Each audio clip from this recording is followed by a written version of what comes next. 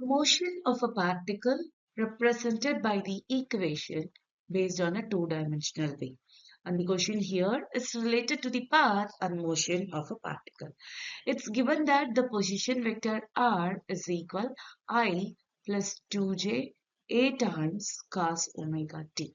So here we can write this equation as a cos omega t I plus 2a cos omega t j vector. Since cos omega t is periodic function, the position of a particle oscillates periodically. So we can say the motion will be periodic. So option C will be in our answer. So let us talk about the path.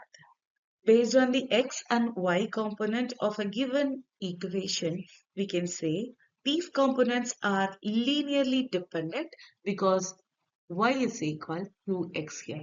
This is our x component, this is our y component. So we can write y is equal to x.